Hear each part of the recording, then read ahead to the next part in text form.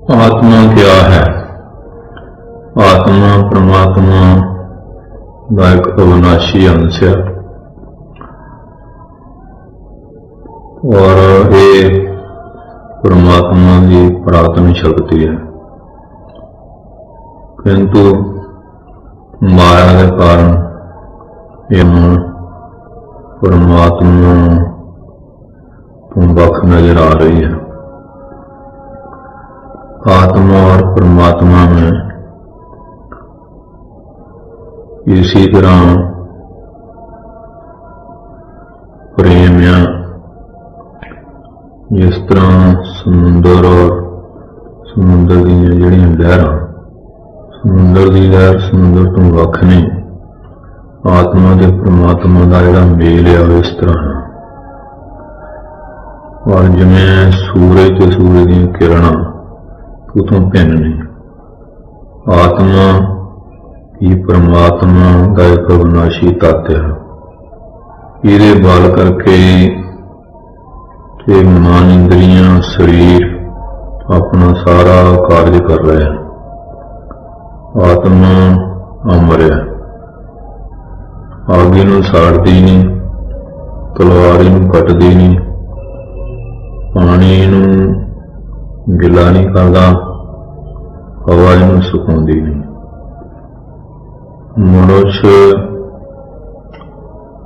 की असली जात जिहड़ी वो आत्मा ही है, अनंत है, अमर है, अजर है। जिवें साडी अपनी छाया और शरीर का जिहड़ा अक्स है,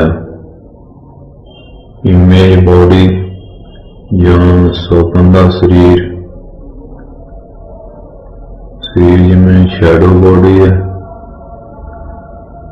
और ये जहाँ सूक्ष्म शरीर है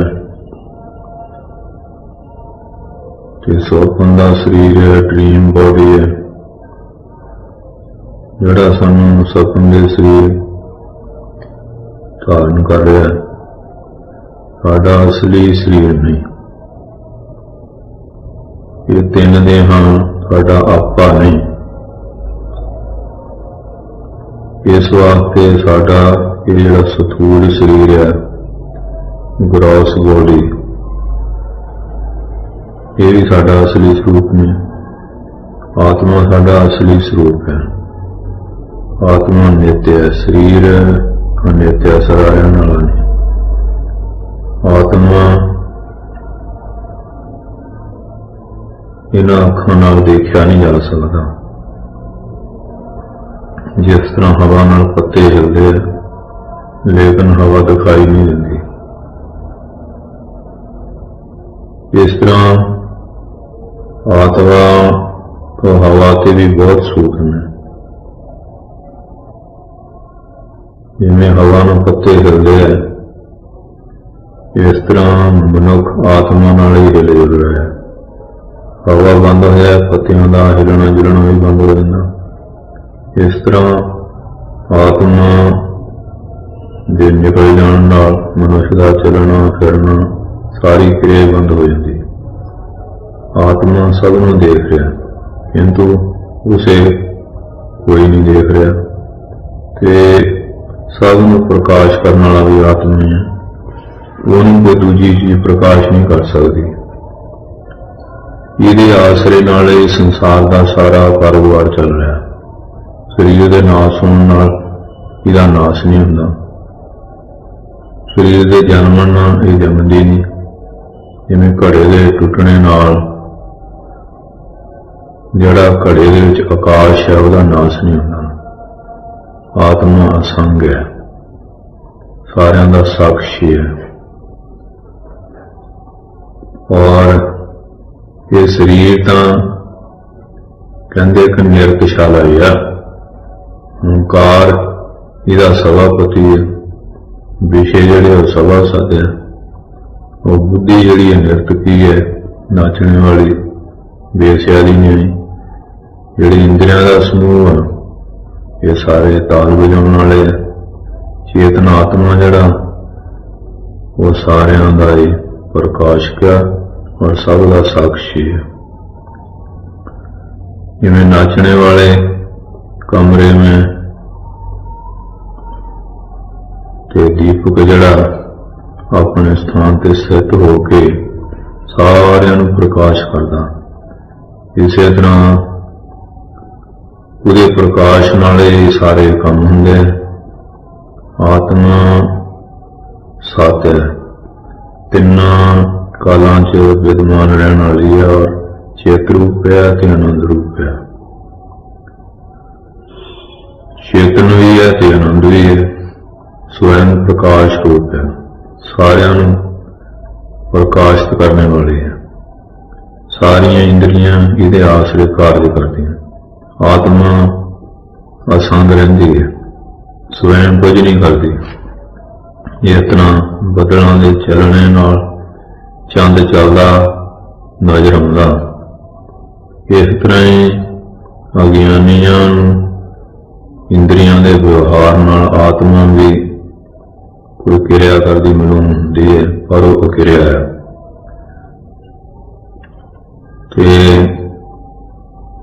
जद कहते किसी होर वस्तु पर कर्म किया जाता ते इहदे यतन नाल ही कार्य हुंदा।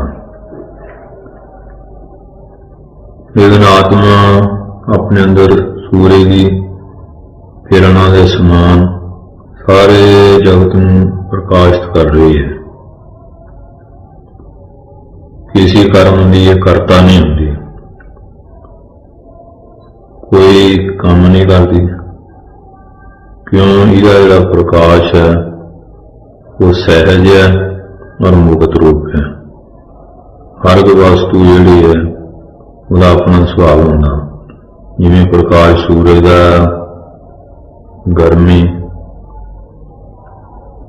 और अग्नि का, इस तरह आत्मा का प्रकाश स्वरूप है और ज्ञान स्वरूप है। और ये ज्ञान होंदा और यह जिहड़ा ज्ञान हो किसी के आश्रय नहीं। प्रकाश दिखाने वास्ते इनू किसी प्रकाश की जरूरत नहीं, इसका अचल स्वरूप है। सूक्ष्म शरीर जिहड़ा एक शरीर तो दूए शरीर विच जाने के सुभाव वाला, आत्मा जिहड़ी है वो एक रस है, वो सजूनी है, जोनियां तो रहत है। मरने के बाद जिहड़ा शरीर है इनू फिर कर्म अनुसार होर जन्म मिलदा, होर शरीर धारदा। पर मनुष्य का, पशु का, पंछी का, दरख्त का, लेकिन आत्मा व्यापक है, इसका आना जाना नहीं होंदा, एक रस रहिंदी है। फिर आउंदा जांदा सूक्ष्म शरीर, साडा असली स्वरूप जिहड़ा आत्मा है, लेकिन असीं अपने आप नूं बड़ा सीमित ख्याल करते हैं, अपने आप नूं शरीर समझ बैठे हैं। और जो अच्छी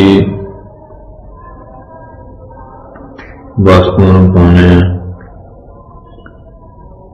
ते असीं खुश हुन्ने, यही साडा अज्ञान है ते बंधन का कारण है। यही जन्म मरण के चक्कर च फसाउण वाला, इस चक्कर च असीं फस के दुख भोगते हैं।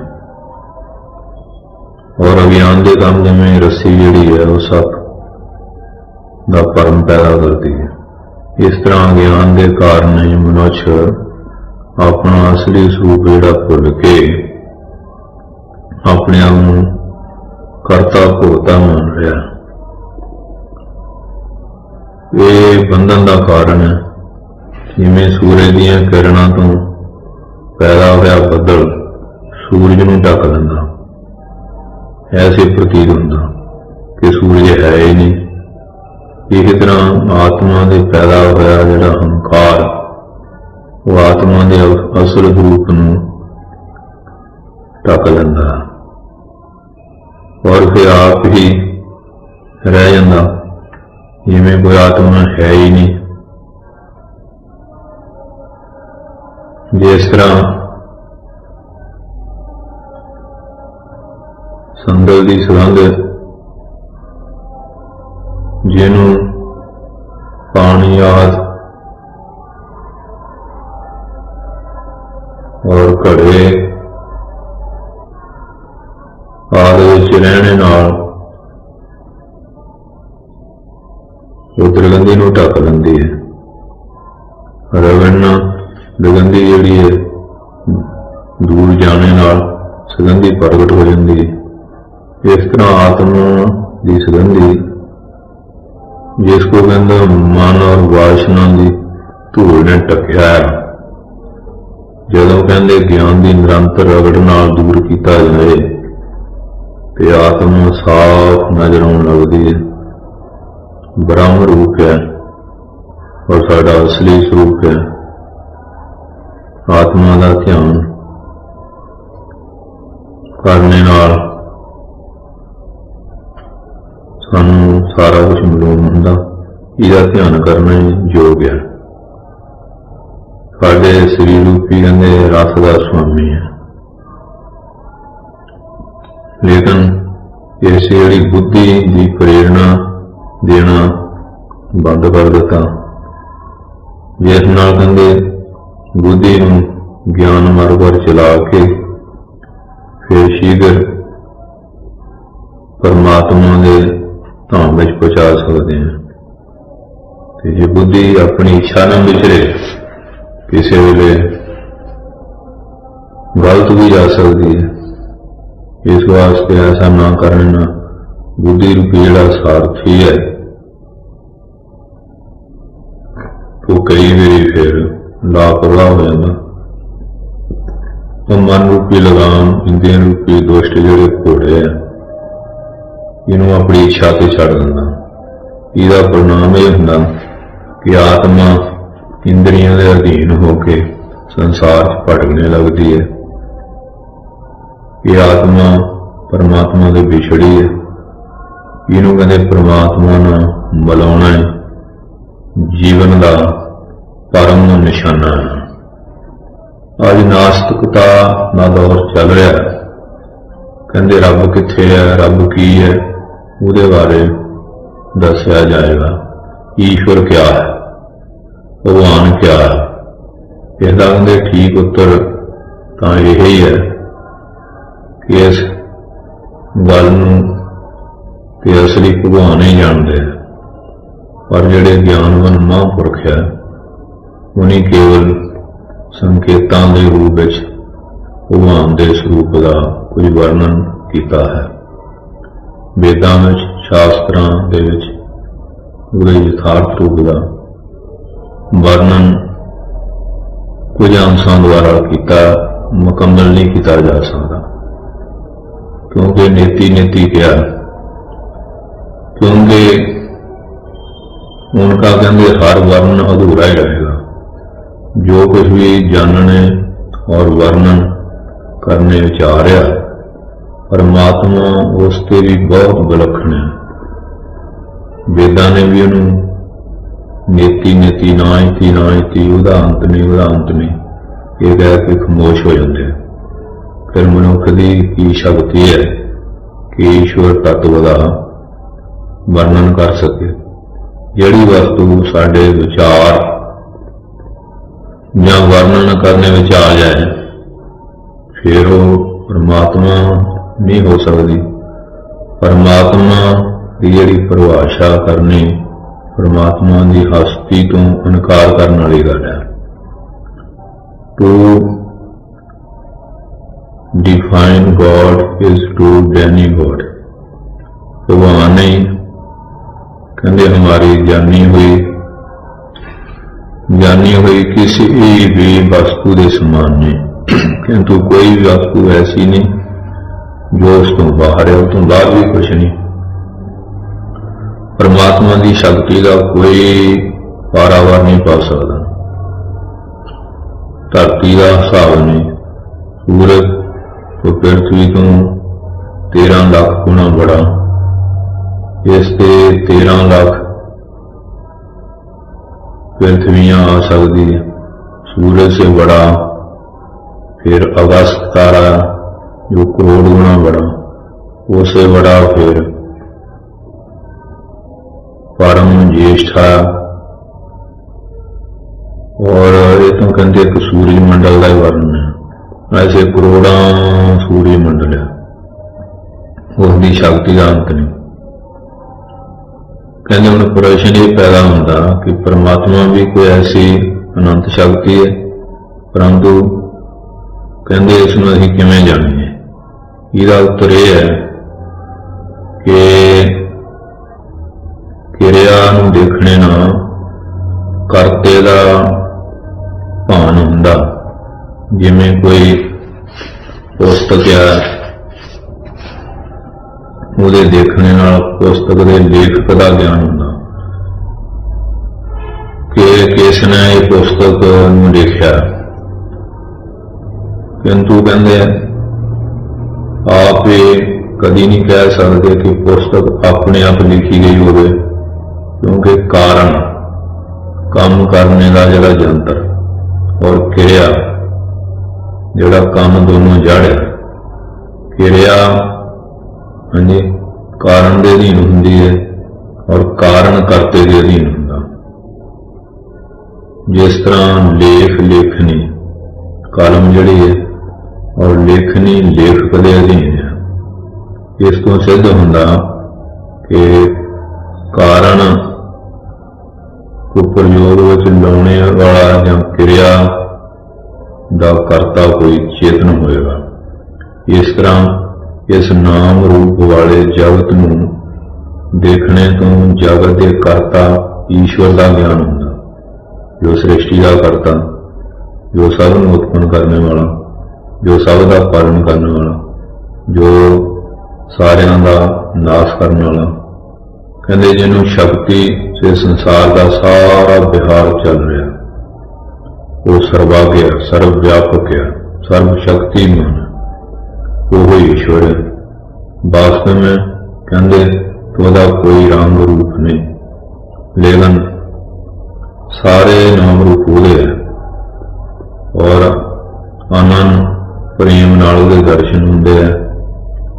जिवें तुलसीदास ने कहा हर व्यापक सर्वत्र समाना, प्रेमों से प्रगटे है जन, प्रेमों से प्रगटे मैं जाना।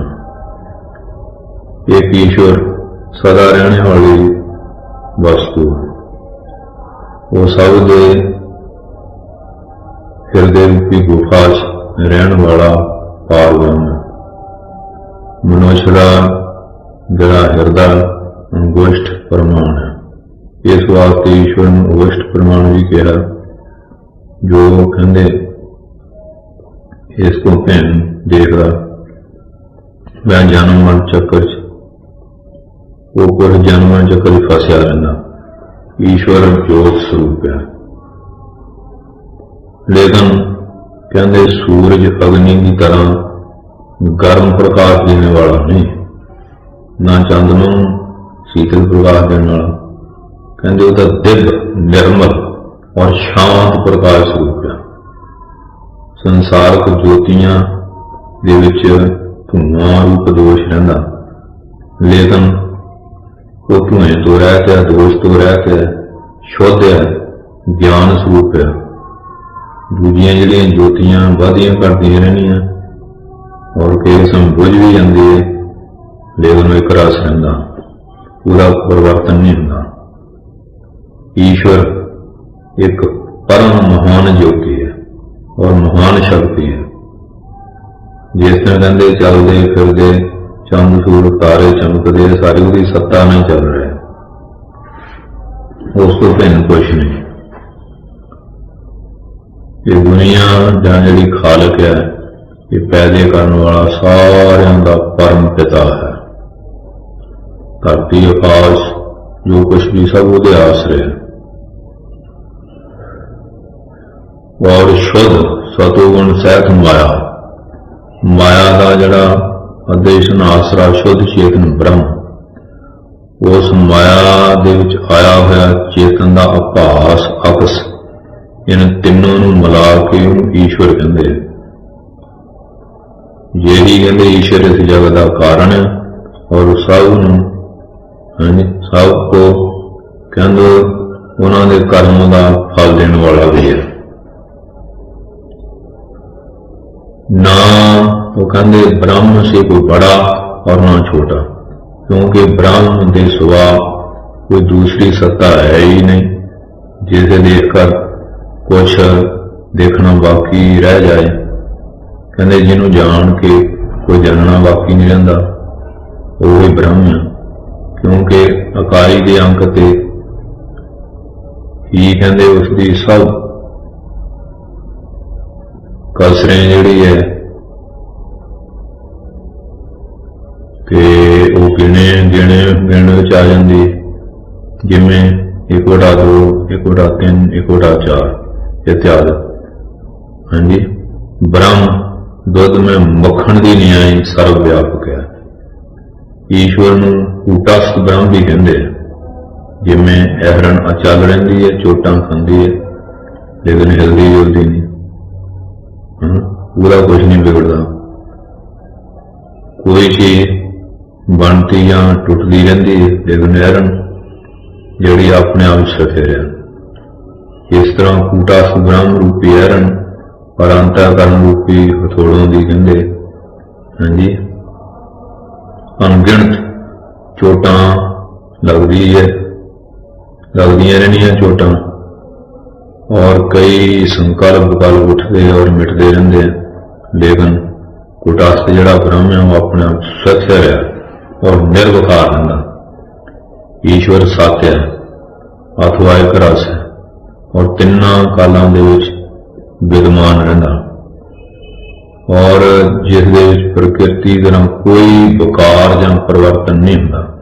ईश्वर चेतन है अथवा प्रकाश जां ज्ञान स्वरूप है। ईश्वर आनंद है अथवा आनंद स्वरूप है। ईश्वर परिपूर्ण है, हर पहलू दे विच पूर्ण है, कोई ऐसी चीज नहीं जिहदे च ईश्वर की सत्ता नहीं। और अप्रशन सत्ता वही हो सकती है जिस तीन प्रकार के प्रछेद न हो। प्रछन्नता 3 प्रकार की होंगी। प्रछन्न बंदा थोड़े देश विच थोड़े काल, काल की, देश की और वस्तु की। काल प्रछेद की है, जिहड़ी वस्तु 3 काल भूत वर्तमान भविख एक जैसी स्थिर व नित रहे, यह नहीं कि एक समय में हो और दूसरे समय में ना हो।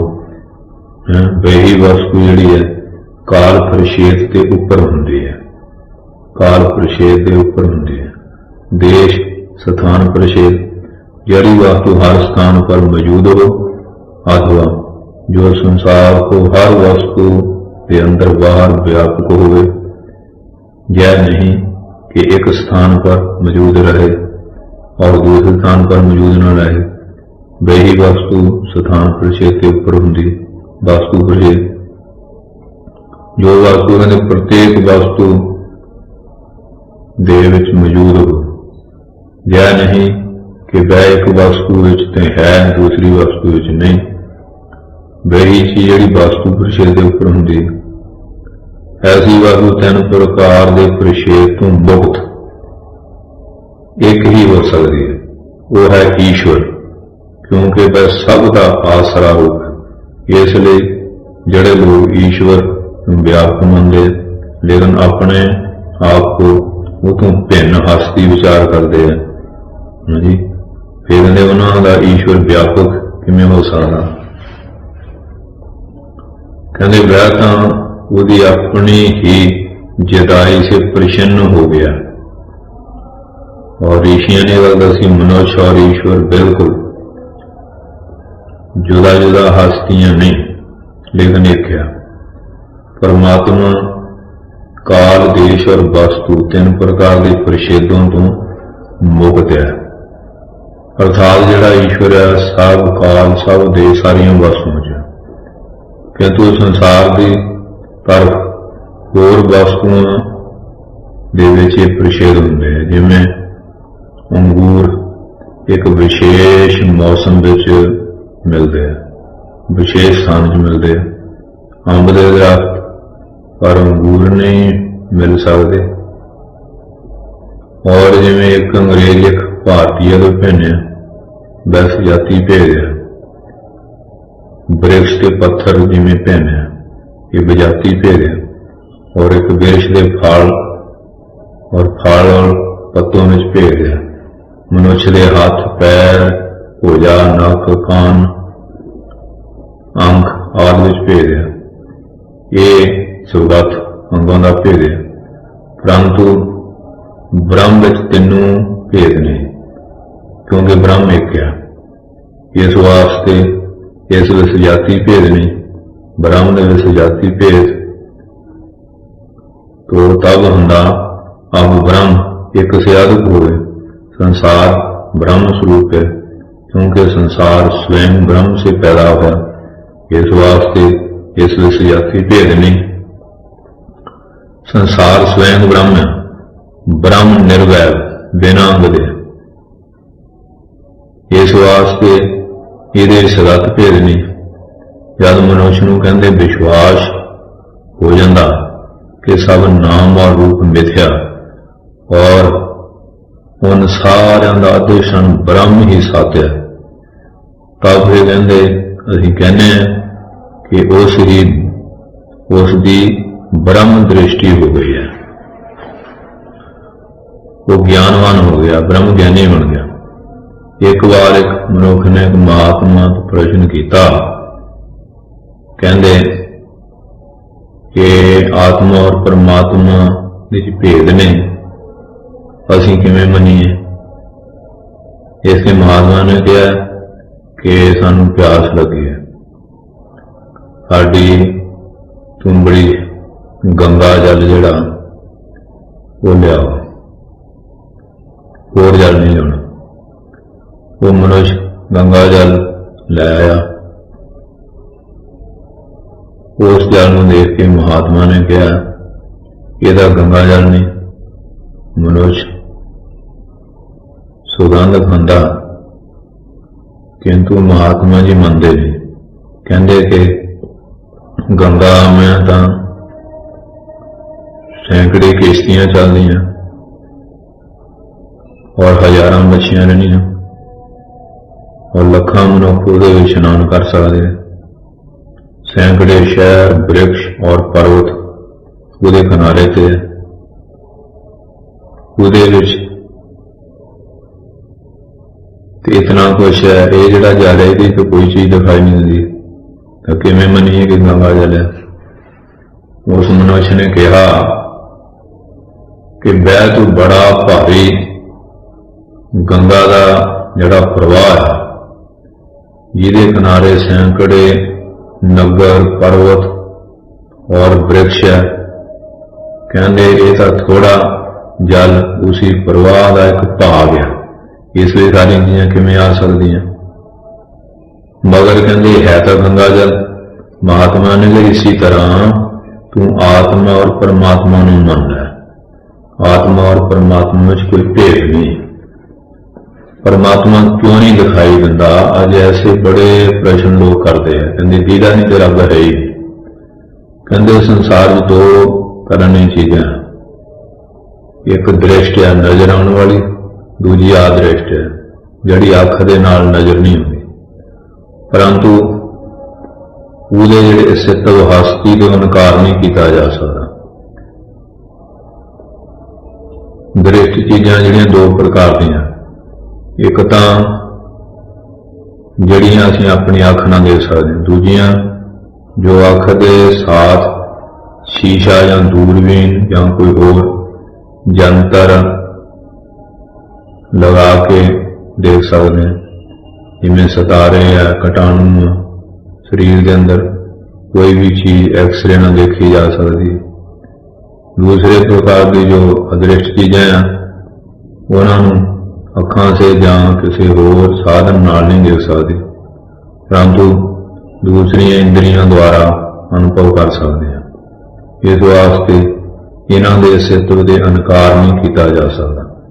जबर जिवें बुखार है, खुशी है, गमी है, दर्द है, क्रोध आदि है, ये केवल महसूस किए जाते दिखते हैं, परंतु इनको कोई इन्हों की कोई शक्ल भी नहीं।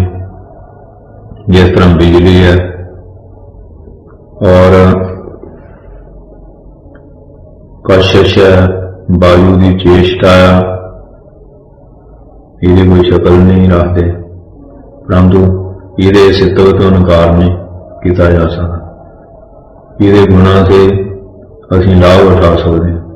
इसलिए किसी चीज़ के अस्तित्व के लिए जरूरी नहीं कि उसकी शक्ल साढ़े सामने मौजूद होए, लेकिन उसके गुण उसके अस्तित्व को सिद्ध करते हैं।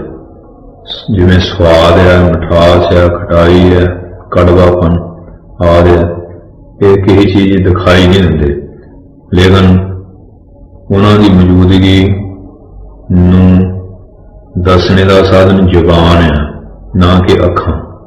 हर एक चीज़ का अस्तित्व जिहड़ा दसना अखां का काम है। अखां और अखां जिहड़ियां खरबूजे की रंगत दस सकदियां, लेकिन उसका जिहड़ा मिठापन है वो नहीं दस सकदियां। ये काम जुबान का। बाजे की आवाज़ सुन के असीं दस सकते हैं कि बाजा अच्छा है या नहीं, लेकिन बाजे की जिहड़ी खूबी है इसकी रंगत या लकड़ी विच नहीं, लेकिन इसकी सुर से अच्छा बजने दे विच की है। इसलिए ये जिहड़ा कन का काम है कि वो दसे कि बाजा अच्छा है या नहीं, उसकी सुर ठीक है। दुध दे विच मक्खन नजर नहीं आता, लेकिन दुध रिड़कने तो मक्खन नजर आता, पत्थरों में अग नजर नहीं आती, लेकिन पत्थरों को आपस में रगड़े अग पैदा होती है। इत्थे साधन जिहड़ा रगड़ है, वृक्षां दे बीज में वृक्ष नजर नहीं आता, और शक्कर दूध विच डालने में नजर नहीं आती, लेकिन उसका जिहड़ा अस्तित्व है तो इनकार नहीं किया जाता। पानी की एक बूंद समुद्र विच पा दो, उसे ना देख सकते हैं, ना समुद्र ना उन्होंने भिन्न कर सकते हैं। ये जिहड़ी चीज सर्वव्यापक है वो साकार नहीं हो सकती, क्योंकि ऐसी अवस्था दे विच हाँ जी वो सीमित हो जाएगी, और सीमित होने पर उसकी जिहड़ी फिर उसकी जिहड़ी सर्वव्यापकता के गुण ना रहणगे। परमात्मा निराकार है, इसलिए उसका नजर आना प्रश्न है। परमात्मा के कहते ना नजर आने के कारण ये कुछ विचारां दसदे हैं। पहला, ज्ञान की अख नाल परमात्मा देखा जा सकता, जिवें दूरबीन नाल दूर दी चीज़ां देखियां जा सकदियां। इस तरह निर्मल बुद्धि ही आत्मा के वास्ते अपना स्वरूप देखने का शीशा है। दूजा, घटाणुवादक सूक्ष्म चीज़ां जिहड़ियां दूरबीन नाल देखियां जा सकदियां, परमात्मा बहुत सूक्ष्म है, इसलिए योग की दूरबीन के सिवा परमात्मा नजर नहीं आ सकता। तीजा, जदों कहंदे विचाले पर्दा पिया होवे कोई वस्तु नजर नहीं आती, इस वास्ते वासना और हंकार का पर्दा पैने कारण परमात्मा दिखाई नहीं देता। वासना और अहंकार तो रहत मन ही ईश्वर के दर्शन करने का एकमात्र साधन है। चौथा, चिंता, अशांति और चंचलता के कारण परमात्मा नजर नहीं आता। जिमें हिलदे पानी च अपना अक्स नज़र नहीं आता। इसलिए जब तक ध्यान दृढ़ ना होवे परमात्मा नज़र नहीं आ सकता। परमात्मा दर्शन दे क्या साधन है? कहते अपना मुख देखने दे जिवें 5 साधन है। कहते आंख साफ और रोग रहित होवे, शीशा सामने हो ते साफ होवे और जिस पर मिट्टी मैल आदि न हो, प्रकाश होवे चाहे सूरज का, चंद का, बिजली का, गैस आदि का। शीशा एक स्थान पर स्थिर होवे हिले जुले न। हिलदे शीशे हम अपना मुंह नहीं देख सकते। शीशे ध्यान नाल देखना भी जरूरी है। 5वां, शीशे पर किसी प्रकार का पर्दा न पिया हो। इस तरह परमात्मा के दर्शन करने लई 5 साधनों की लोड़ पैंदी है। नंबर 1, ज्ञान की अख होवे, बिना ज्ञान के असीं परमात्मा नूं नहीं देख सकते। दूजा, मन का शीशा साफ होवे, इहदे विच छाल कपट, राग द्वेष आदਿਕ मैल ना होवे। और सब तो पहला मन की शुद्धि की आवश्यकता, और जड़ा फिर स्वै अध्याय, चंगे ग्रंथ पढ़ने, सत्संग, अभ्यास और बराग आदि नाल हुंदी है। तीजा, प्रेम का प्रकाश होवे, अर्थात हर एक दे साथ प्रेम होवे। चौथा, मन स्थिर होवे, चंचल ना होवे। इहदा साधन उपासना जां ध्यान, इहदे नाल चंचलता हटदी है। 5वां, खुदी अथवा हंकार ही कहंदे साडे और परमात्मा दे विच पर्दा, और सानू कहंदे हमें कहंदे मिट्टी के बर्तन भी बिना मुल नहीं मिल सकता। कि भला परमात्मा बिना मुल किवें मिलेगा? परमात्मा का मुल रुपया पैसा नहीं, लेकिन प्रेम है जो खुद ही मिटाने के नाल प्राप्त होता है। हुण फिर अज नास्तिकता के युग च प्रश्न उठते हैं, ईश्वर कित्थे रहिंदा, की करदा है, और कहंदे उहदे दर्शन कैसे हुंदे। एक दिन अकबर ने बीरबल नूं कहा, तुसीं कहंदे रहंदे हैं कि ईश्वर नूं याद करो, भला दसो ईश्वर कित्थे रहिंदा है, किवें उहदे दर्शन हुंदे और की करदा। इस प्रश्न का उत्तर देने वास्ते बीरबल नूं 7 दिन का समा मिलिया। 6 दिन बीत गए, 7वां दिन भी आ गया। बीरबल चिंता डुबिया। उसके बेटे ने कहा, चिंता ना करो, इसका उत्तर मैं देवांगा।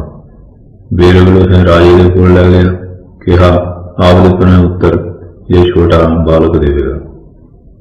राजे ने आश्चर्य को कहा कि अच्छा, मेरे प्रश्न का उत्तर दसो। लड़के ने कहा, राजन आप नए नए आए हैं, आप भारत की संस्कृति को नहीं जानते। पहले खिलाफ लाभ, पीछे फिर आने वाले आदमी नाल बात की जाती है। राजा ने कहा, बोलो क्या खाओगे? लड़के ने कहा, दूध पीऊंगा। फिर दूध का कटोरा लिया के उन्हें दे दिता। लड़के ने कटोरे विच झांकिया, फिर उंगली पा के उहदे विच वस्तु खोजने लग पिया। राजे ने कहा, यह क्या कर रहे हो? दूध पींदे क्यों नहीं? बालक बोलिया, मैंने सुनिया है कि दूध विच मक्खन होता है, लेकिन इसे मक्खन दिखाई नहीं दे रहा। राजा ने हंसते हुए कहा कि तुम अभी बच्चे हो, मक्खनी के अंदर है अवश्य, तुम देखना कि दूध दही का जाग लाना पड़ेगा। फिर उसे रिड़कना पाया, फिर इस विचों मक्खन निकलेगा।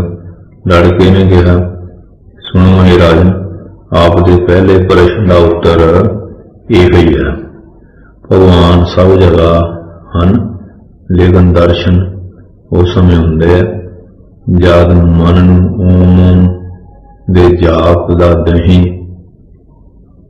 पा करके उसे जमाया जाए और फिर धारणा ध्यान और समाधि की मधानी नाल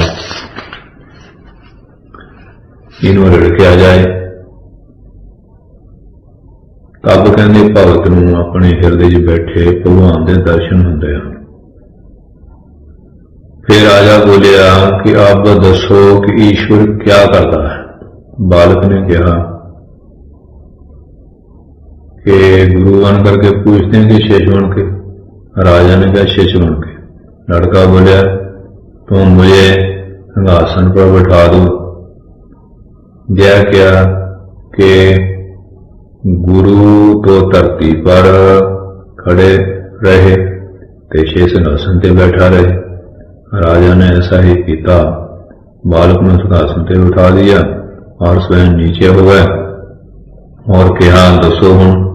बालक ने हंस के कहा कि परमात्मा यही कहता कि ऊपर वाले को नीचे और नीचे वाले को ऊपर बिठा देना, ये परमात्मा करता। जिस तरह मकड़ी अपने पेट में कहते पेट में से जाले को निकाल के फैलाती है चांच पर, फिर उसे निकल जाती है। इसी तरह परमात्मा अपने अंदर सूक्ष्म रूप में लीन हुए जड़ चेतन रूप जगत नूं संसार के रंग मैं कहते नाना प्रकार पैदा करके फैलाते और परले काल फिर उसे अपने विचलीन कर लेंदे। धरती में जिमें जैसा बीज पाया जाता वैसा ही पौधा उगदा। सो इस विच धरती का कोई पक्षपात नहीं। इसी तरह जीवां दे भिन्न भिन्न कारज रूप जिहड़े बीज उन्हां दे अनुसार भगवान उन्होंने भिन्न भिन्न योनियां च पैदा करते हैं, अथवा भगवान में किसी प्रकार के पक्षपात नहीं और अन्याय का दोष नहीं। इस तरह कहते मनुष्य के शरीर के जिहड़े बाल और नूह वो अपने पैदा होंगे हैं और बढ़ते रहते। इसके लिए वह कोई काम नहीं करना पैंदा। इसी तरह पारब्रह्म से कहते जगत स्वभाव से पैदा होता रहता और विस्तार में प्राप्त होता और उसके लिए भगवान को कोई जतन नहीं करना पैंदा। इसलिए भगवान इस जगत नूं बनाने वाला होने पर भी अकर्ता है। शरीर में आत्मा का परमात्मा, शरीर में आत्मा या परमात्मा किथे रहिंदा। आत्मा सारी सृष्टि के अंदर है और वही बाहर है। ईश्वर भी सर्वव्यापक है, किंतु जिज्ञासु नूं समझाने वास्ते वेद ने आत्मा नूं आत्मा के स्थान नेत्र हिरदा नाभि कंठ ब्रह्म रंध्र दसे।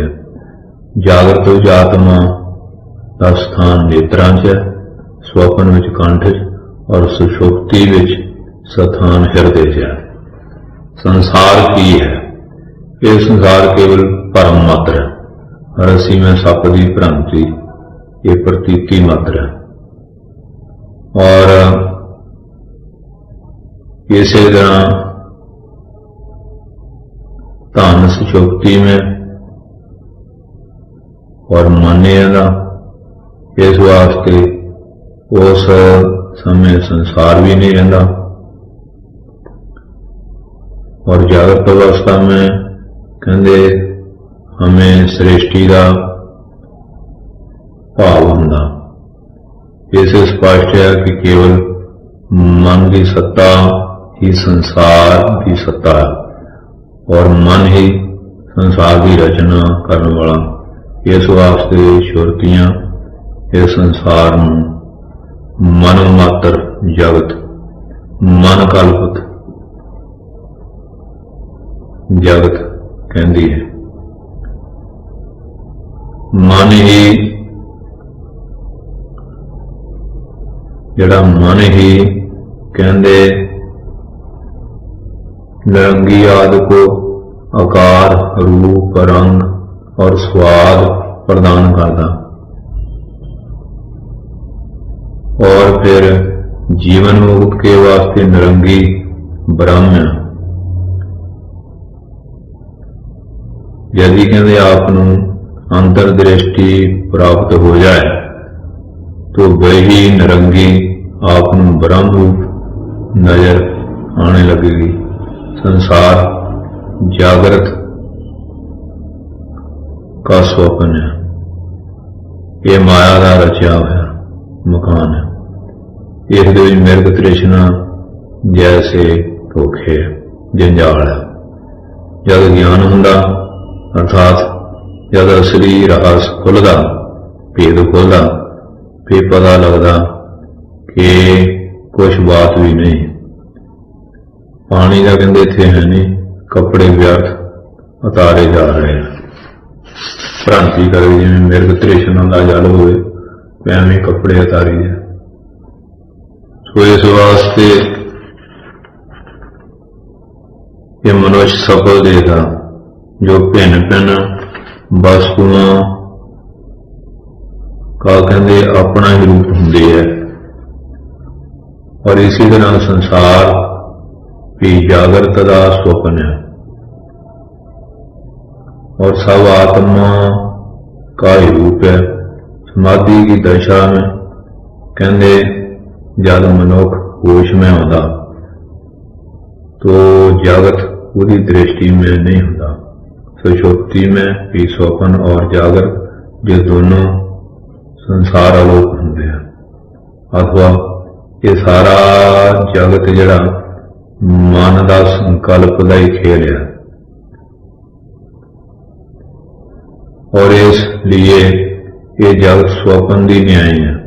नाम रूप प्रत्यक्ष या अप्रत्यक्ष और जो देखने और विचार विच आउंदा इनू संसार कहते हैं।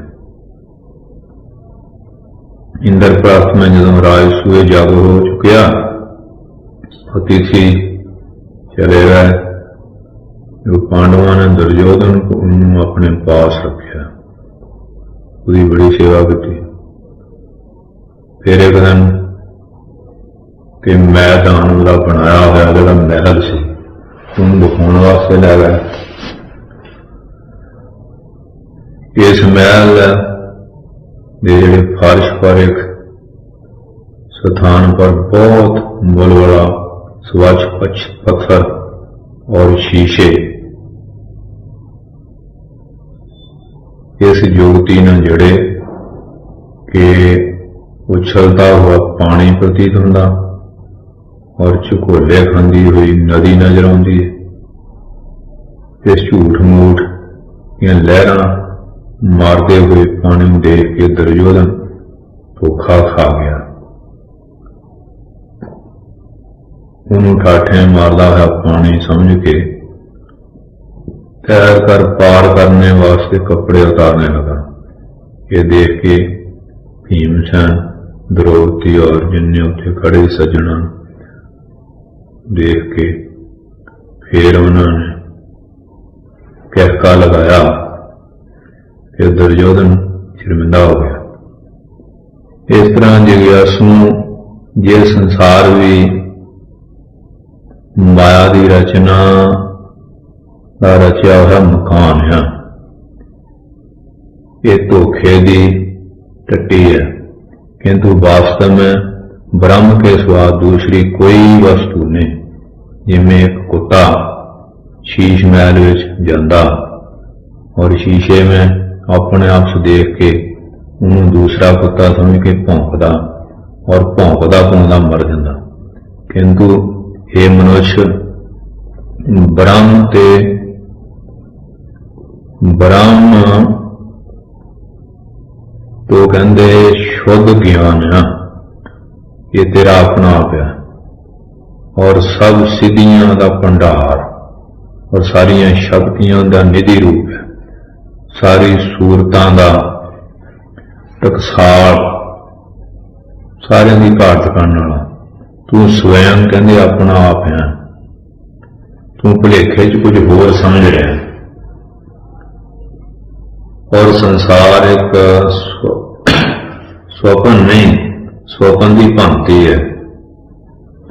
यह संसार जड़ा सत की भांति प्रतीत हो रहा, लेकिन अज्ञान निंद्रा तो जागने ते असत दिखाई दिंदा। ये संसार साड़ी कहते आत्मक निंद्रा की जिहड़ी गहराई के अनुसार ही और ये वास्तविक दिखाई दे रहा कि महापुरुष दसदे है कि सचमुच ये सब कुछ ब्रह्म है, ब्रह्म सत्य है और जगत मिथ्या। ये जगत माया का कार्य है और अनादि और इसकी कोई आद नहीं, इसका जिहड़ा प्रवाह चलिया आ रहा। और महापुरुष दसदे एक ज्ञान स्वरूप आत्मा ही सत्य है और बाकी सारा जड़ अनात्मा ते मिथ्या। इस तरह महापुरुषों ने संसार को प्रभु की हस्ती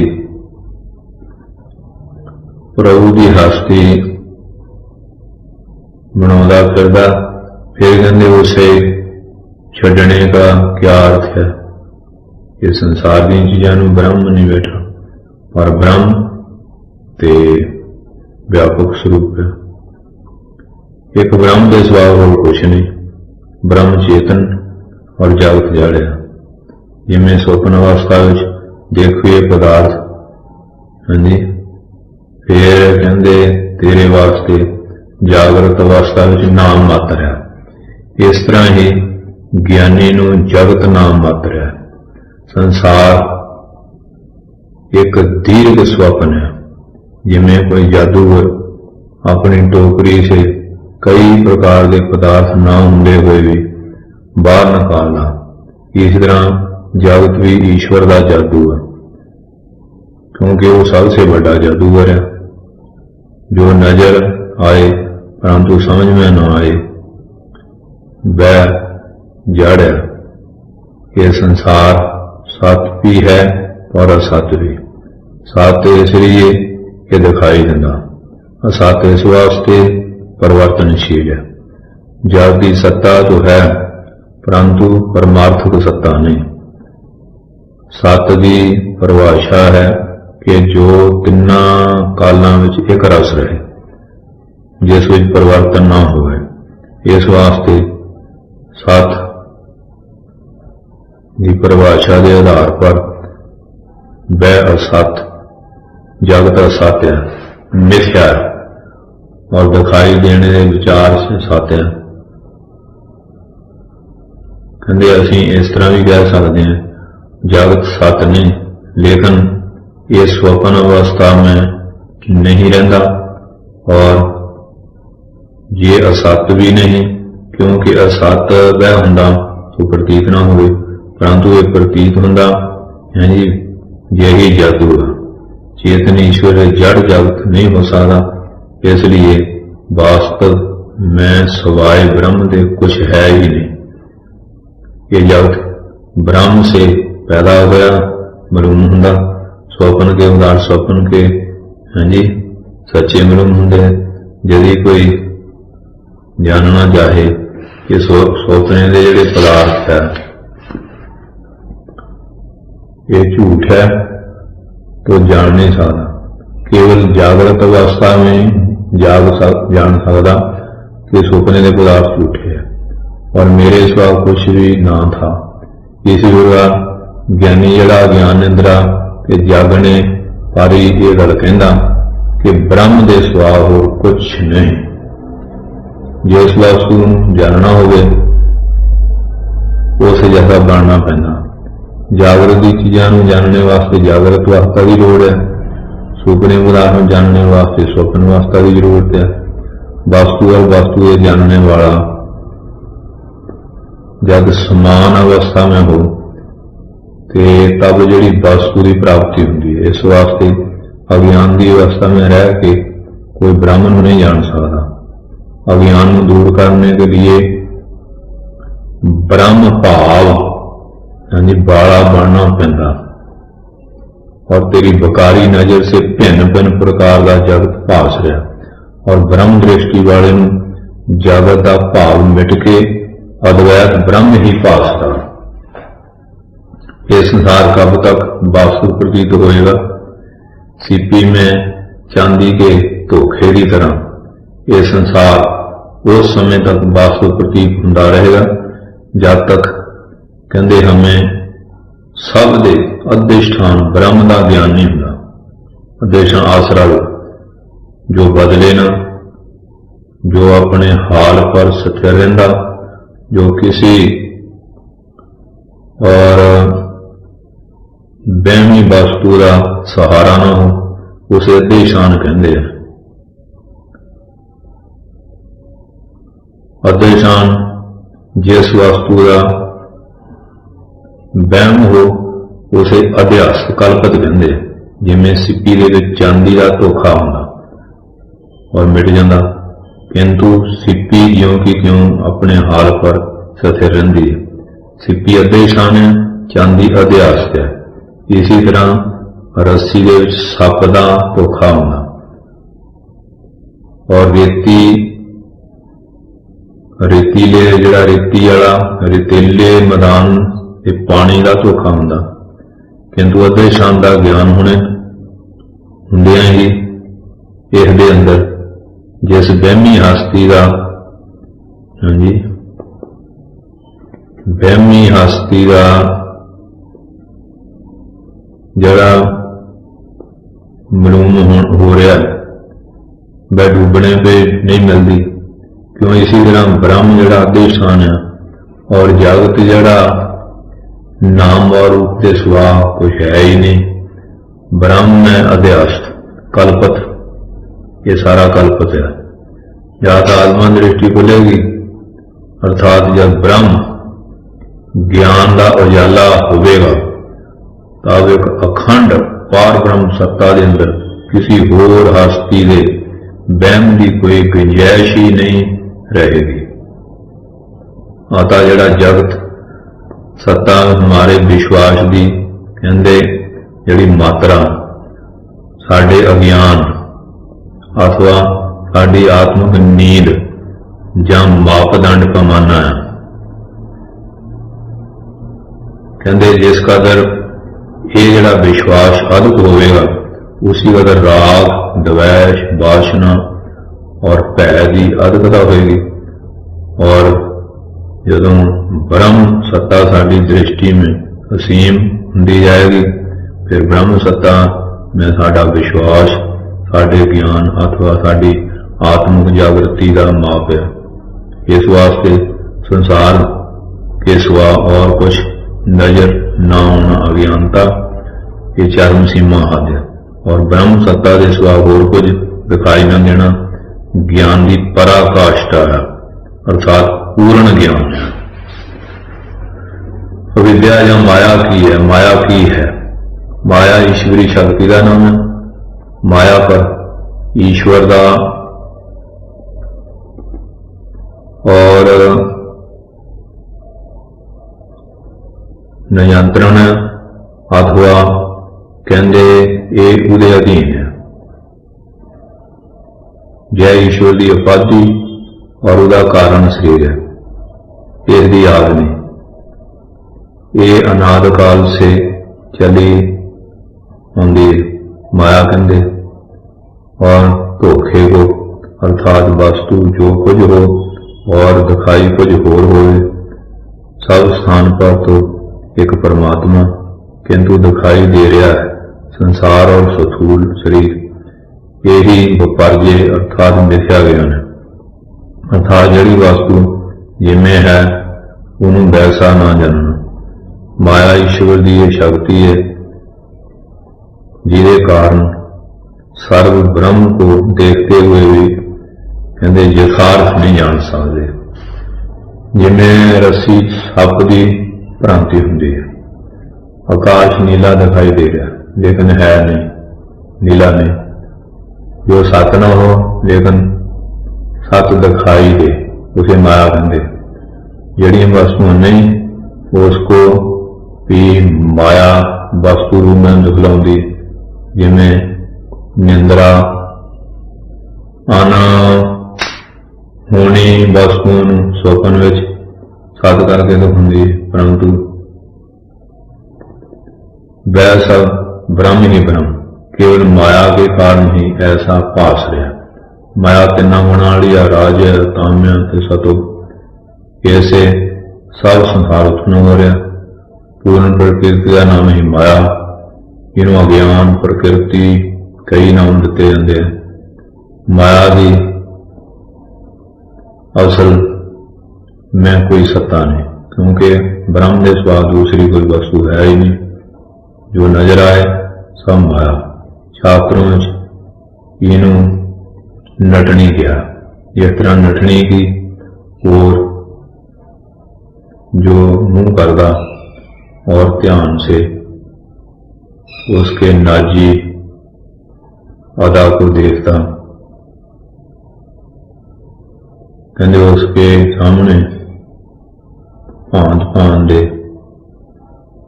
फिर राग व रंग और करिश्मे दिखा करके उसे अपनी ओर खिंच लेंदी है।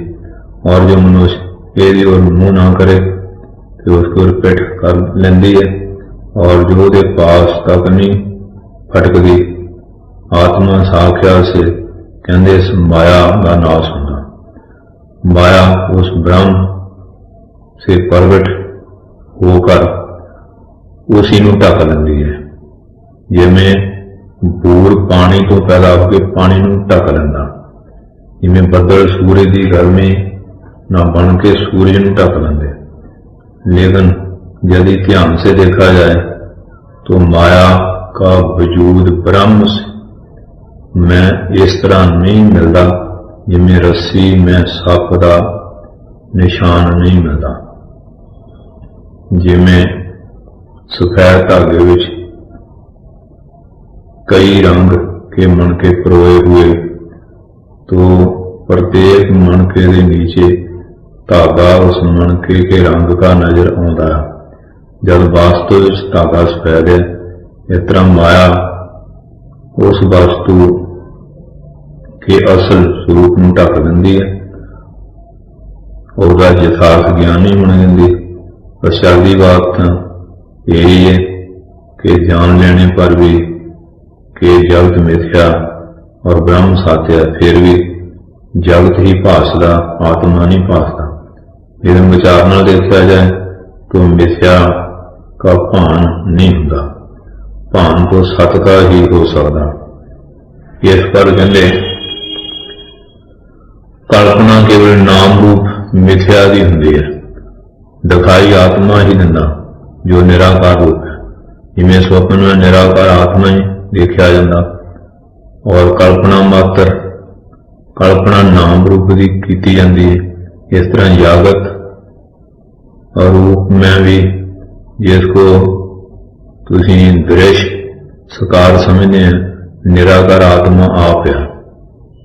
अगर दृश्य साकार होता तो दृष्टा तो निराकार है, उसको देख भी नहीं सकता, क्योंकि साकार को ही देख सकता और निराकार निराकार को। जिमें कहते आंख जड़ी अग्नि से होकर रूप अग्नि अंश को देख सकती है, ना कि शब्द को। कान जड़ा आकाश के गुण को ग्रहण करते हैं, अर्थात शब्द न सुनते, ना कि रूप को। इसी तरह दूसरी इंद्रियां अपना काम ही कर सकती है, दूसरे का काम नहीं कर सकती। ऐसे सिद्ध होता कि अपने जैसे पदार्थ ही ग्रहण करना या देखना आदि हो सकता, इससे विपरीत का नहीं। अतः कहते आत्मा निराकार, सबको देखने वाला, तभी दृश्य हो सकता जब दृश्य निराकार हो। और वास्तव में सब दृश्य निराकार आत्मा केवल विद्या ही बखेप शक्ति से साकार रूप समझा जाता, अविद्या अर्थात अज्ञान की दो शक्तियां, एक अवारण और दूसरी विक्षेप। अवारण का काम है असली वस्तु नूं ढक लेना, विक्षेप का काम है कि उसकी जगह होर दी होर जी जगह और दिखा के उसमें कई प्रकार की क्रिया और फलों का जी वहम कराना। माया नूं प्रधान कहते हैं। जब ये अपनी सामा अवस्था में हुंदी है, उस अवस्था में इसका कोई रंग रूप नहीं हुंदा, इसलिए उन्हें अव्यक्त या मूल प्रकृति का नाम भी दिता जाता। उस समय इसमें तिन्ने गुण एक जैसी जी मात्रा विच हुंदे हैं, लेकिन जब इन गुणों दे विच न्यूनता अधिकता हुंदी है, अर्थात जदों कहंदे इस विच खोभ आ जाता तो फिर संसार की उत्पत्ति हुंदी है। और जदों तीनों गुण सात राज तम समान अवस्था में हुंदे हैं, उन्होंने प्रकृति कहते हैं। एक प्रकार से कहते तिन्ने गुणा दी एक समावस्था जो शुद्ध सतगुण प्रधान प्रकृति उसे माया कहते। अर्थात जदों कहते तीनों गुणों विच सतगुण बद करके फिर रजोगुण और तमोगुण डुबा लेंदा, जब उसे माया कहते। और जदों रजोगुण और तमोगुण के बढ़ने से सतगुण बलन पै जाता अर्थात दब जाता, तब कहते इनू तीनों गुणों की उस अवस्था नाम अविद्या या अज्ञान होंदा। इस तरह कहते ये सब उस त्रिगुण मई प्रकृति दे ही नाम है। माया शब्द के दो भाग है, एक मां जिसका अर्थ है ना, और दूसरा या जिसका अर्थ है जो, अर्थात असल में और विचार ज्ञान काल में जो ना हो और बिना विचार के प्रतीत हो उसे माया कहते। और ये विद्या ज्ञान से नष्ट होती है, इसलिए उसे विद्या कहते। और वह शुद्ध ब्रह्म के स्वरूप नूं ढक लैंदी है, इसलिए उन्होंने अज्ञान भी कहते। ये त्रिगुणमयी माया सत असत से विलक्षण है, क्योंकि सत कहते हैं कि उसको जिसका तिना कालों में बाद मिथ्या निश्चय ना हो सके, ऐसा केवल चेतन है। माया को तो ज्ञान से बाद हो जाता, इसलिए माया सत से विलक्षण न्यारी है।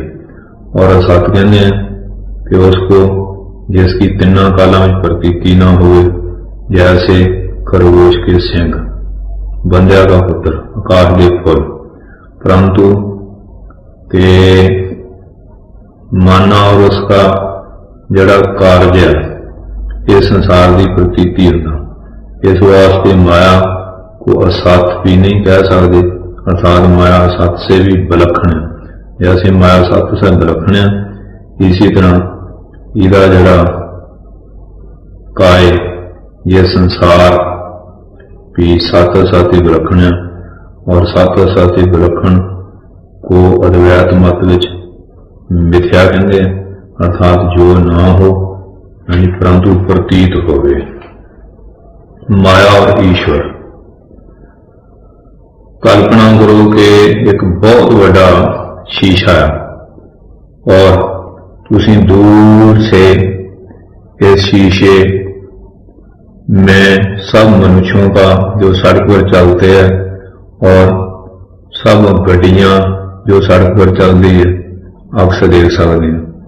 ऐसी अवस्था आप पर कहते कि क्रिया चेष्टा का कोई प्रभाव नहीं पैदा, क्योंकि आप ये सब कुछ दूर से शीशे देख रहे हैं। इसी तरह इस विश्व की सभी क्रियाएं माया रूपी शीशे होंगी है और इसका आत्मा पर कोई प्रभाव नहीं पैदा। माया का वृक्ष माया एक बड़ा विशैला वृक्ष है। संकल्प ख्याल उसका बीज है। चितअच्छी भूमि का काम दिंदा। तृष्णा और वासना इस माया के जादू के वृक्ष को पानी दिंदे हैं। काम को लोभ आदि इहदी कुंबला। सतराज तम इसदे हांजी गुंचे फुल है। इंद्रियां टहनियां और हंकार जड़ा ये तन है। राग और द्वेष इसदी दो मोटी शाखाएं। विषय भोग के पदार्थ जड़े हांजी ये पत्ते है। कर्म उस वृक्ष के फल है। उसे माया का बड़ा विशैला वृक्ष है। मन के संकल्पों के कारण यह कहते अधिक से अधिक फलदा और फुलदा। मन कहते निरसकल्प और निर्वासना कर देने नाल इस बिड़ की जड़ कट्टी जाती है। अविद्या का वर्णन सो योग दर्शन च भी काफी दसिया। बंधन और मोक्ष निर्वाण क्या है? कहते मैं या हंकार दो प्रकार का होना। एक शुद्ध अर्थात मैं आत्मा हूं। दूसरा अशुद्ध अर्थात मैं शरीर हूं। शुद्ध अहंकार मोक्ष का कारण है और अशुद्ध अहंकार बंधन का कारण है। मेरा मकान, मेरा लड़का, मेरी स्त्री आदि ये सब अशुद्ध मैं जो बंधन है। अपने आप को शरीर मनना, माता पिता स्त्री पुत्र घर वार हांजी ममता रखना, अपने आप को कर्ता भोगता मनना ये बंधन है। अपने असल स्वरूप सच्चित आनंद को ना जानकर आपको शरीर या शरीर का अभिमानी, जमदा मरदा, सुखी दुखी आदि मनना बंधन है। अपने आप को ज्ञान स्वरूप और आत्मा मनना, ऐसे संदेह और विपर्य उल्टा ज्ञान ना होना और सारे कर्म और उहदे फल लेने देने को प्रकृति के धर्म मनना, अपने आत्म स्वरूप से मग्न रहना ही मोक्ष है। और जब तक मैं और मेरा का भाव दूर नहीं होता उदों तक आत्मा प्रतख नहीं हो सकती। ते फिर मनो लय अर्थात मन का अस्थाई आरजी तौर पर किसी ढेर दे विच लीन हो जाना। हाँ, इस नाल जैसे कहते बंधन नहीं छुट सकता, लेकिन मनोनाश अर्थात शुद्ध मन से नाश होने से ही मोक्ष मिल सकती है। अर्थात मन दी वासना का नाश हो जाए पर मोक्ष प्राप्त होती। और मुक्ति मन के लिए है, आत्मा के लिए नहीं। आत्मा का जन्म ये पहला ही ब्रह्म है, क्योंकि जो भी करता है मन ही करता है। आत्मा तो साक्षी और असंग है। आत्मा परमात्मा से मिलने लिए तड़पता रहता, लेकिन आत्मा और परमात्मा में होना अर्थात मैं का पर्दा आ गया।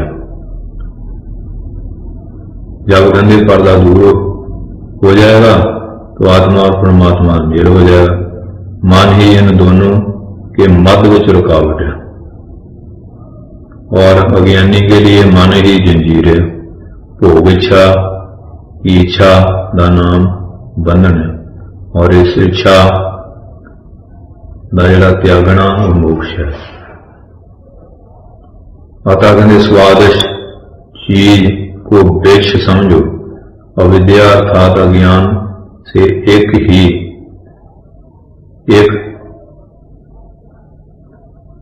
जुदे मैं हूं की उत्पत्ति हुई है और परमात्मा एक अखंड होकर भी अनेक और खंड खंड रूप में दिखाई देता। अविद्या एक जैसी और ऐसी पर जादू शक्ति है जो नहीं को है और है को है नहीं दिखलाती। इसे कहते चेतन में जड़ता, अमर में मौत, और नित मुक्त में बंधन, और एक रस में परिवर्तन, आनंद स्वरूप में शोक का भरम धोखा होना। यही पूर्ण को कंगाल बता के इधर उधर भटकाउंदी है। इसे कहते फिर मनुष्य में अहंकार का जन्म होता, जैसे किसी में राग किसी में द्वेष उत्पन्न होती। जब भी कहते कि कुल सत्ता की ओर जीवन एक है। अविद्या, हाँ जी, अविद्या जी महाठगनी है, जो साढ़े भीतर द्वंद अर्थात द्वेष को उत्पन्न करती है। और बंधन का मूल कारण अविद्या, अपने वास्तव स्वरूप को ना समझना विद्या।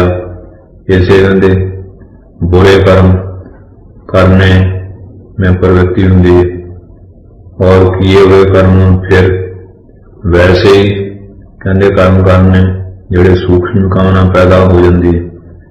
इसका नाम वासना, ये वासना ही बंधन है, और वासना का नाम होना ही मोक्ष है। इस वास्ते कर्म जाल के ताने बाने का असली सूत अविद्या ही है। यही ऐसा खेत है जहां कई प्रकार के बेल बूटे पैदा होते हैं, फुलते हैं फलते हैं। बंधन के वृक्ष का मूल अविद्या, और सब दुखों की माता ये अविद्या ही है। क्योंकि जीव अपने शुभ शुभ कर्मों के कारण बंध गया और जन्म मरण के चक्कर विच फस गया, और संसार के सब दुखों को छुटकारा एक उपाय मन को वासना से रहित करना है। जन्म मरण से छुटकारा ही मोक्ष है।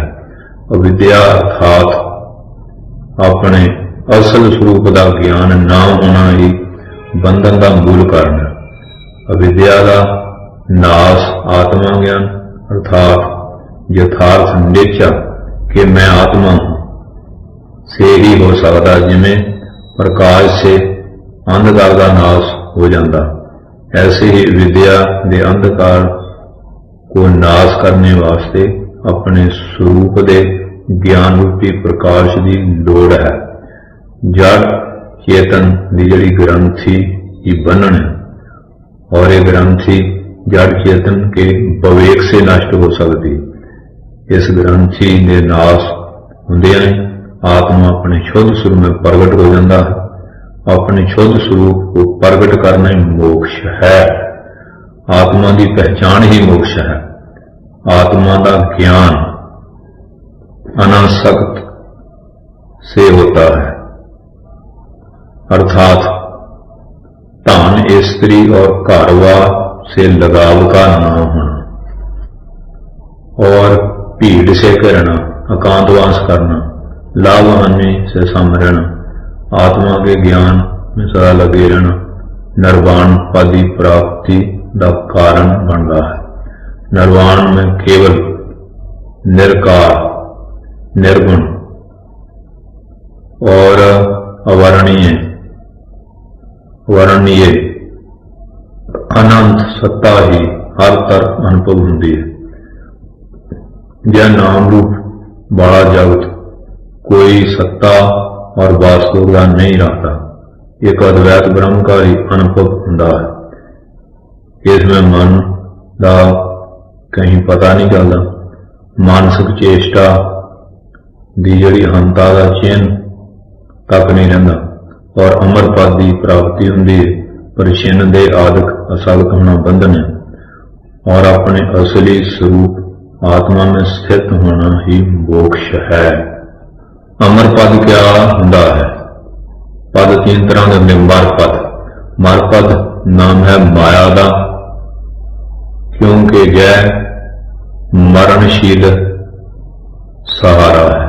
दूसरा मर अमर पद, जीव को कहते मर अमर पद कहा जाता, क्योंकि जय पदी दे संबंध से मरण और धर्म और स्वरूप से अमर। वेद भगवान ये गल कह रहे कि स्वरूप से अमर और आत्मा मायावश नाशवान शरीर से मिलकर कई जोनिया में घूमता रहता, और इसे कारण इन्हों धर्मा कहते, क्योंकि आत्म बोध हो जाने से ये शेष ये जीव जड़ा अपने वास्तविक स्वरूप में आ सकता। अमर पद, अमर पद नाम है ब्रह्म का, इसे परम धाम मोक्ष पद भी कहते। समाधि अवस्था कहते असी इनू सहारा बनाने और असी इस पकड़ना चाहते हैं। समाधि काल में असी ब्रह्म देखते हैं। जीवन मुक्त के लक्षण, जो कहते मैं मेरी ना जाने, जो ममता तो रहत होया, जो अपने को अकर्ता और उपभोक्ता मने, जो भोगों से लिप्त न हो, अभिमान रहत हुए, दुख सुख मान अपमान लाभ हान आदि विच समान रहे। और के कहते उसे निंदा उस्तुत ते इहदी चिंता न होवे, बैराग द्वै सब था रहत हो जाए, उहदी दृष्टि सब समान हुंदे। बैक आत्मा रस विच नहीं रहिंदा, उहदे द्वैश की गंध नहीं रहिंदी। ब्रह्म के साथ एकता हुंदी है। सब जगत नूं आत्मा रूप देता। संसार के विषय उहदे मन नूं चलाए मन नहीं कर सकते। उसे भूतकाल का विचार, ना भविष्य की चिंता और ना वर्तमान की विच अदा उसमें हुंदा, सदा ही आनंद च रहिंदा। जिमें चंद चमक रहा तो कहते तस्वीर के चंद की और कौन देखता, कहते निरिच्छा की मूर्त हुंदा। वह शरीर विच ऐसा त्याग दिंदा कि जिमें सप अपनी झूली को, जिमें सप कुंज त्यागदा है शरीर त्यागदा। ज्ञानी के लक्षण की है? ज्ञानी कहते वह जो सब जड़ जीव से अपने को देखे और अपने से सबको देखे, ऐसा पुरुष किसी घृणा नहीं करता, क्योंकि सारियां नूं हरि रूप देखदा, ऊच नीच सबको समझाणदा और सबका भला करता, और बीतराग जितेंद्रिय हुंदा और संशय रहित हुंदा, और जल विच कमल दी न्याय रहिंदा। वह निष्काम कर्म करदा, अर्थात वह हर समय एक रस रहिंदा, तिन्नां अवस्थाएं सम रहिंदा। ज्ञानी समभाव हुंदा। समभाव मन ही की अवस्था जिसमें साधक सुख लाभ हान आदि विच सम रहिंदा। ज्ञानी समदृष्टा समदृष्टि रखदा। समदृष्टि ज्ञान की यह अवस्था जिस वे ज्ञानी भंगी और राजा केवल एक ही आत्मा देखदा, उचित वह दृष्टि नहीं रहिंदी। और कहते थे दोनों में कोई अंतर नहीं देखता। ज्ञानी नूं जीवन मुक्त कहते हैं। वह हर समय अपने स्वरूप से स्थित रहिंदा। उसमें ज्ञान ज्ञाता और ज्ञेय की तृप्ति नहीं होती। उसकी दृष्टि सब ब्रह्म है। शरीर से प्रेम ही बंधन का कारण है, किंतु ज्ञानी वो ख्याल होंदा कि मैं शरीर नहीं हूं। कहते वह संसार के विषयों पे मन चलाए मन नहीं होंदा। वह आत्मा का आनंद में डूबा रहिंदा। उसके मन च कोई चिंता नहीं होती। आत्मानंद कहते उसके लिए कीमिया ऐसी वस्तु जो तत्व में सोना बना देती है। जैसे दूध में दूध डालने और पानी में पानी डालने एक हो जाते। इसी तरह ज्ञानी की आत्मा परमात्मा ने मिल जाती है। ज्ञानी या सन्यासी का शरीर तो ज्ञान रूपी अग्नि से पहले ही जलिया होता, इस वास्ते उसके दाह या क्रियाकर्म की आवश्यकता नहीं होती। उसके शरीर की जल प्रवाह किया जाता।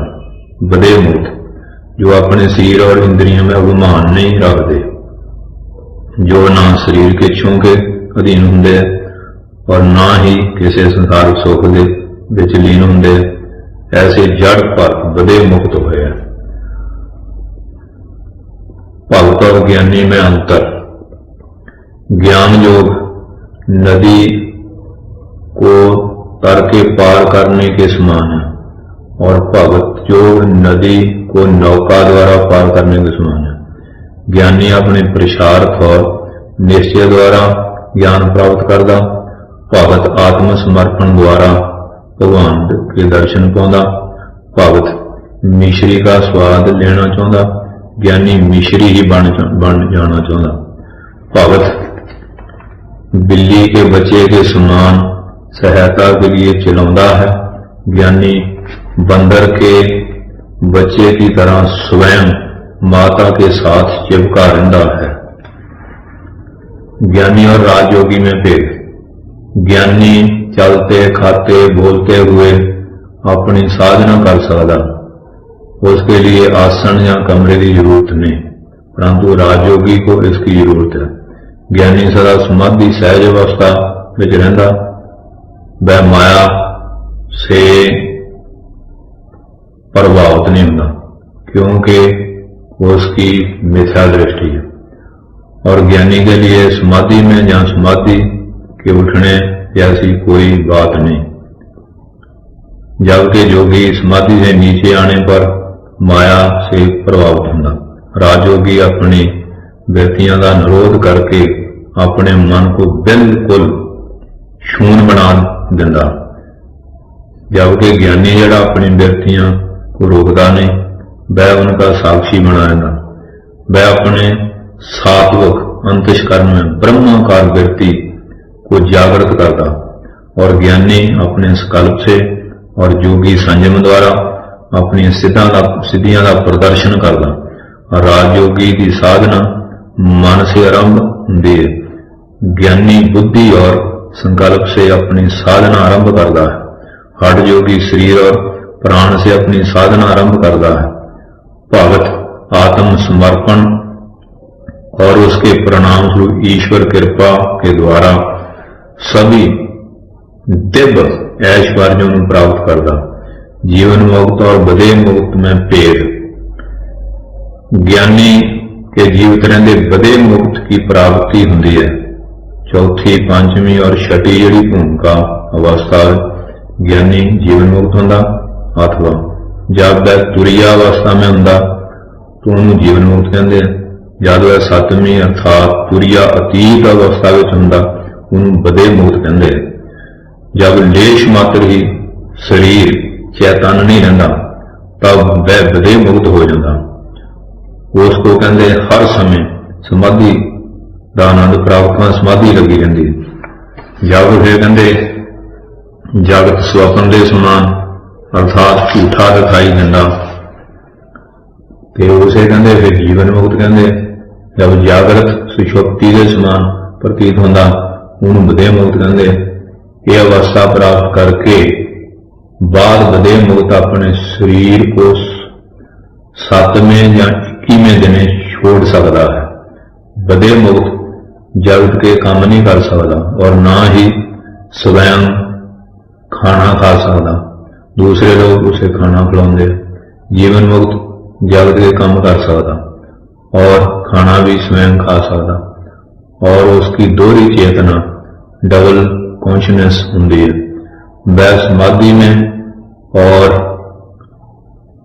समाधि में भी लीन हो सकता और लोक संग्रह लोक हित के वास्ते आम मनुष्य की तरह काम भी कर सकता, परंतु उसके अंदर ये भाव होता कि मैं साक्षी, मैं अकर्ता भोगता हूं, इसलिए मैं लोक संग्रह काम असगत रहत हो के करदा।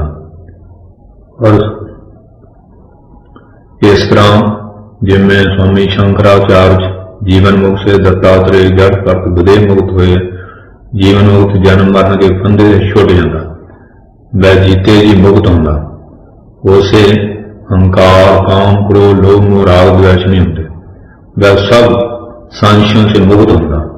जीवन मुक्त में राजस और तामस का नाश हो जाता, परंतु सात्विक मन रहता, इसलिए लोक संग्रह कर सकता। विदेह मुक्त में मन का बिल्कुल नाश हो जाता, उसमें सत्व भी नहीं होंदा, इसलिए वो लोक संग्रह नहीं कर सकता। सतनाम श्री वाहिगुरु।